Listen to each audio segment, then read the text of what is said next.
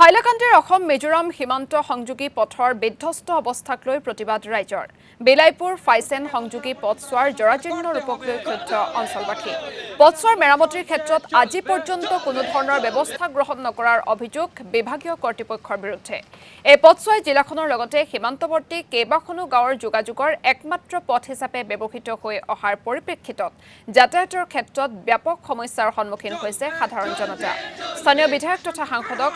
নিবেদন জনোৱাৰ পিছতো পথছোৱাৰ মেৰামতিৰ ক্ষেত্ৰত বিশেষ গুৰুত্ব আৰোপ নকৰাক লৈ স্থানীয় ৰাইজে পথ নিৰ্মাণৰ দাবীৰে প্ৰতিবাদী কাৰ্যসূচী ৰূপায়ণ কৰিছে পথ অৱৰোধ কাৰ্যসূচীৰে উত্তল প্ৰতিবাদ অঞ্চলটোৰ লোকসকলৰ শীঘ্ৰে পথটো মেৰামতি নহলে জংগী আন্দোলনৰ আশংকাৰ প্ৰতিবাদকাৰীৰ আৰু এই সন্দৰ্ভত আমাক সবিশেষ জনাব অৰূপ সেনে উপস্থিত আছো হাইলাকান্দি জিলাৰ অসম মিজোৰাম সংযোগী এখন ৰপ্তানি পথত আৰু এই পথখন যোৱা কেইবাদিন ধৰি সংস্কাৰ নোহোৱাৰ বাবে দেখা গৈছে পথাৰসমূহ দৃশ্য হৈ পৰিছে এই পথ আৰু যাৰ বাবে জলাকলা খাইছে ইয়াৰ স্থানীয় ৰাইজে আৰু আমি প্ৰথমত আমাৰ সহযোগী ভিডিঅ' অনুৰোধ কৰি আছোঁ দৃশ্য দেখাবলৈ কেনেধৰণে এই পথা সদৃশ হৈ পৰিছে আপোনালোকে দেখিলে গম পাব যে এইটো পথ নহয় পথা সদৃশ হৈ পৰিছে আৰু যাৰ ফলত ইয়াৰ যি গাঁও 50,000ৰো অধিক ৰাইজ এতিয়া বহু অসুবিধাৰ সন্মুখীন হৈছে ছাত্ৰ ছাত্ৰী বিদ্যালয়ত যাব নোৱাৰা হৈছে চিকিৎসালয়ত যাব নোৱাৰা হৈছে এই গাঁৱৰ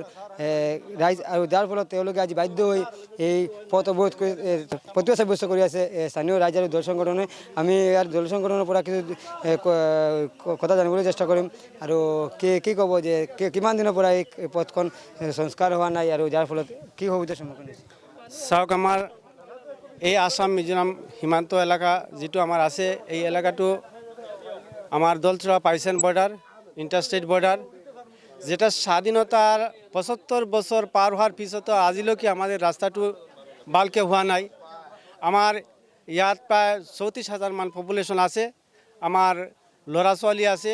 স্কুলবিলাক গোটেই কেইমাহ ধৰি আমাৰ স্কুলবিলাক গোটেই বন্ধ আছে আমাৰ যিবিলাক স্কুল আছে এই স্কুলবিলাকৰ টিচাৰ্ছবিলাক আছে লালা হাইলাকান্দিৰ পৰা আহে সিহঁতে আহিব নোৱাৰা হৈ গৈছে এনেকা অৱস্থা হৈছে আমাৰ যে হস্পিটেল গোটেইখিনি অৱস্থা আছে আমাৰ ৰাস্তাৰ কাৰণে মই এতিয়া এই এলেকাৰ মানুহ মানে পংগু হৈ আছে গতিকে আমি মাননীয় যিবিলাক জনপ্ৰতিনিধি আছে সিহঁতক অনুৰোধ কৰিছোঁ মাননীয় বিধায়ক হুজামুদ্দিন লস্কৰ ডাঙৰীয়া আৰু আমাৰ সন্মানীয় কৃপানাথ মালা ডাঙৰীয়া যিনি যোৱা 5 বছৰ আছিল এতিয়াও আকৌ নিৰ্বাচিত হৈছে আমাৰ গাৰ্জেন মিনিষ্টাৰ জয়ন্ত মোল্লা ডাঙৰীয়া যিনি আমাৰ ইলেকশ্যনৰ সময়ত বিলাইপুৰ হেলিকপ্টাৰ লৈ আহি গৈছে আমি সকলক অনুৰোধ কৰিছোঁ যেহেতু মোদী চৰকাৰে সদায় হৈ থাকে এই সবকা সাথ সবকা বিকাশ এই সবকা সাথ সবকা বিকাশ আমাৰ এই যে এলেকাত এই পৰিস্থিতি আছে এই পৰিস্থিতি সিহঁতে যদি জনপ্ৰতিনিধি হয় সিহঁতৰ সমাধান কৰিব নোৱাৰে তেনেহ'লে সিহঁতক খুলি পিন্ধি শাৰী পিন্ধি ঘৰত বহি থাকক নতুবা নাইবা সিহঁতে তাৰ যিবিলাক পদ আছে সেইবিলাক এৰি দিয়ক আমি সকলোক সকীয়াই দিছোঁ আমি যদি আমাৰ 15 দিনৰ ভিতৰত যদি আমাৰ ৰাস্তাৰ যদি সংস্কাৰ না হয় তাহলে আমি সৰু ল'ৰা ছোৱালী লৈ আমাৰ ষ্টুডেণ্টবিলাক লৈ আমি ৰাইজ লৈ বৃহত্তৰ গণ আন্দোলনত আমি তেতিয়াহ'লে সিহঁতে গম পাব কিমান তালে কিমান চাল হয় জনা জানিছোঁ এয়া আছিলে এগৰাকী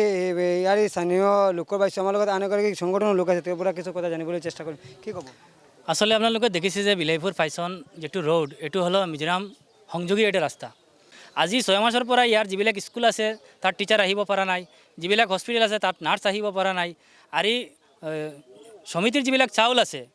ডিলাৰবিলাকে চাউল আনিব পৰা নাই ইমান বেয়া ৰাস্তা হৈছে ইয়াৰ সকলো ৰাইজে মিলি প্ৰতিবাদ বহুত দিনৰ পৰা প্ৰতিবাদ কৰি আছে মেমৰেণ্ডাম দি আছে বিধায়কৰ ওচৰত গৈ আছে কিন্তু ৰাস্তাৰ সংস্কাৰ হোৱা নাই আজি ইয়াৰ সকলো ৰাইজ একত্ৰিত হৈ কৃষক মুক্তি সংগ্ৰাম সমিতিৰ নেতৃত্বত ইয়াত প্ৰতিবাদ সাব্যস্ত কৰিছোঁ হয় অৰূপ সেন আপোনাক এই মুহূৰ্তত ধন্যবাদ জ্ঞাপন কৰিছোঁ